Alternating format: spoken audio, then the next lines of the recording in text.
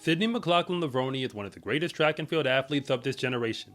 That is not an opinion, it is a fact, and the primary reason is because of her performance in the 400 hurdles.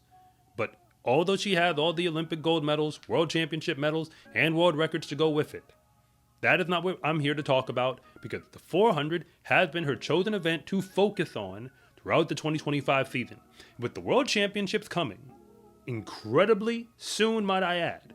The real question, at least in the pro track world, is where is Sydney McLaughlin-Levrone? Because we haven't seen her compete hardly at all, at least not since the USA's or even leading up to it. The thing is, Sydney McLaughlin-Levrone just doesn't compete all that frequently on the circuit. Most people who pay attention have realized that. She's a very unique case because Sydney started off in the sport incredibly young, and when I say that, I mean when it comes to the court of public opinion.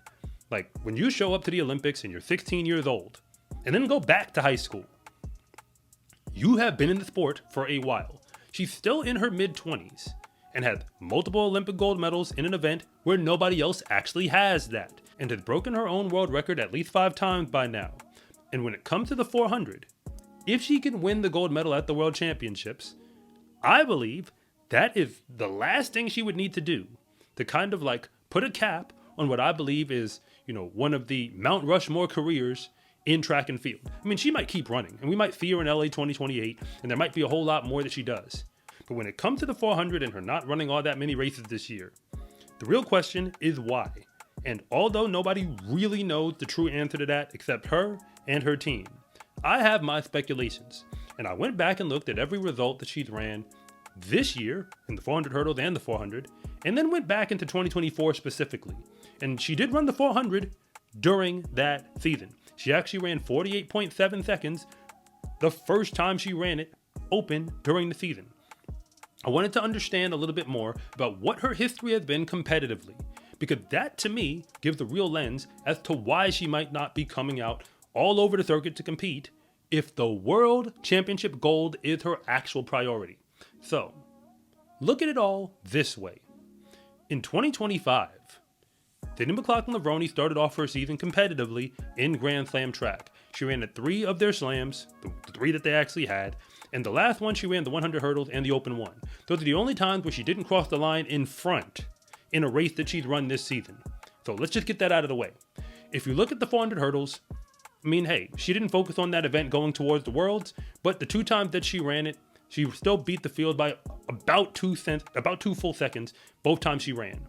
But then when you look at the Open 4, every time she'd run the 400, whether she ran it at a Grand Slam track section, or she ran it, at the Prefontaine Classic, or at the USA's in a prelim or a final, the closest anybody has ever gotten to her has been about a half of a second. Of all the races she runs in the 400, she almost always beats whoever's in second place by at least a full second.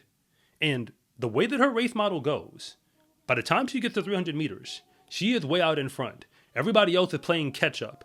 That's just how she runs. But if you're new here, I want to say thank you for even making it this far into the video. And I'm Coach Rob, and if you really want to know what's going on with the fastest athletes in the world, then you are in the right place. And if anything that I say actually connects with you, it is always greatly appreciated if you would please like and subscribe. But if I don't, just let me know in the comment section, because I try to read them all. The truth is, Sydney McLaughlin-Levrone has really not run a competitive race this year in the Open 400. It just hasn't happened. I mean, yeah, the gun has gone off, and these have been pro races where other people had technically a shot to win. But when it comes to actually racing, like once she gets through the first 200, goes into the turn, and is on the way home, like to the home straight, there's no competition anymore. She doesn't hear footsteps. She doesn't see anybody. She's just running to the line and more or less checking the clock. So what I'm trying to say is that Sydney McLaughlin-Levrone has run time trials in every 400 she's competed in this season. She's been running with fast women. The 2 fast Americans who are going with her this year to the Worlds, those are women who have put fast times on the boards. But when they faced off with Sydney, the same script played out. Sydney runs away from the field, and nobody's able to catch her. Don't get me wrong, people try, but they just don't. And for the most part, she knows that, and they know it. When it comes to the World Championships, But by now, most people know the names of the two women she's really competing with. It's Marilady Paulino and Salwa Eid Nasser. Both of them run considerably more on the circuit, and of course the 400 is their primary event. The thing is, Sydney has raced both of them in the past. Like, this is what has happened. If you go back to 2023 specifically, that is when we saw her beat Nasser, but lose to Paulino. And that was the season where Sydney ran faster at the USA Championships and, put a time on the board that, had she run at the Worlds due to injury, she might have had a chance to not just beat Paulino, but potentially break the American record while she was at it. Paulino's season best that year was actually slower than Sydney's, even though in their head-to-head face-off, it was Paulino who got the victory. And in 2024, in that season where, Sydney didn't really run the 400, she showed up to what was the Diamond League final but ran in a special section. And the 400 meter times that she put down was actually faster than what Paulino ran to win the actual Diamond League final, which she's going to compete in again in 2025, might I add. What I'm trying to say is, competitively speaking, the only way that Sydney can prepare to win the gold is to prepare with people who can actually beat her. And considering that at this moment, the women that we actually have on the circuit, like the ones that she has access to compete against, aren't those people. Running in all these races, what is the point? She can always go to a track and train with her coach. Like, that can always happen. And hey, call me crazy for thinking this, but at this moment, if Sydney really wants to prepare for the Open 4 at the Worlds, I don't know what they're doing in training, but if she's going to do anything that is a simulated race that isn't, flying over or going to a competitive meet and just, continue to go out and run time trial races where, again, other people are in the lanes, but if you have to kind of run it like a time trial, just to be honest. She could get competition, but she would just have to find it elsewhere. If you consider that, a decent, college sprinter, is specifically on the men's side, is probably going to run about 48 flat. And I said decent. Obviously, there's guys who are running 46s, 45s. That's not who we're talking about. We're just talking about like average. 47 high, 48 low, 48 mid. Truth be told, a simulated race, if you could somehow get some of them and throw them on a track with her, that's probably about as good as she's going to get when it comes to competition, even if you have to do it in a practice session, compared to if, she would actually go run a race. I say that as a random idea, just to point out that Sydney preparing for the World Championships is something different, because her entire existence in the sport has been about winning gold medals, at least when it comes to competition. No shade to the Diamond League, the Continental Tour, or anything else that we have going on, but all of those races are just functional warm-ups for the big moment, and Sydney has always showed up in the big moment. Let us get that out of the way.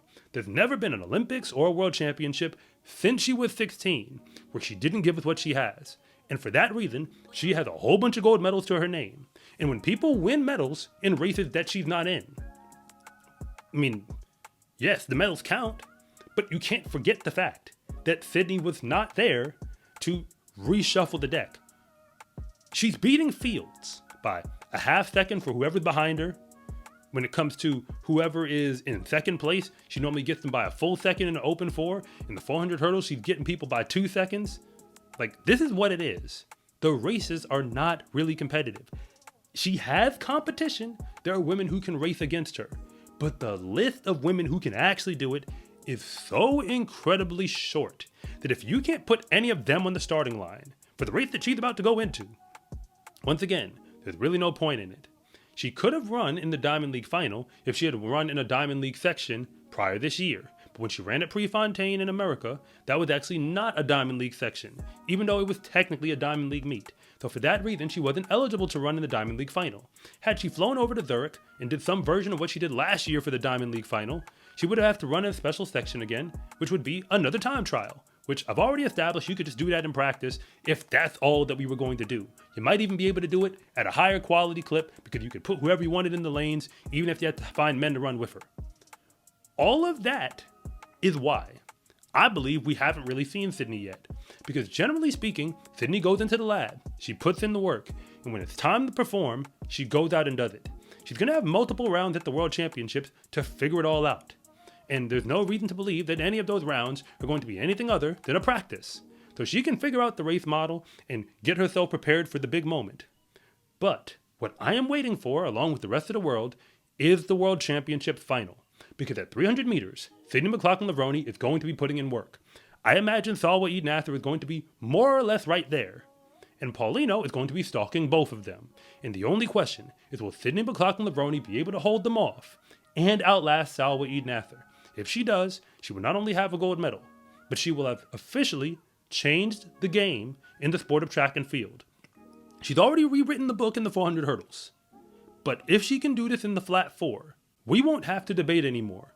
When you talk about the greatest track and field athletes of all time, on the men's side or the women's side, you won't be able to do it without bringing up Sydney McLaughlin-Levrone. In the sport of track and field, confidence is everything, because when you win, that is just the moment when everybody else finds out what you already knew to be true, that fast is a lifestyle. Get your fast is a lifestyle track and field gear at scarecruiting.com/shop, or use the link in the description below.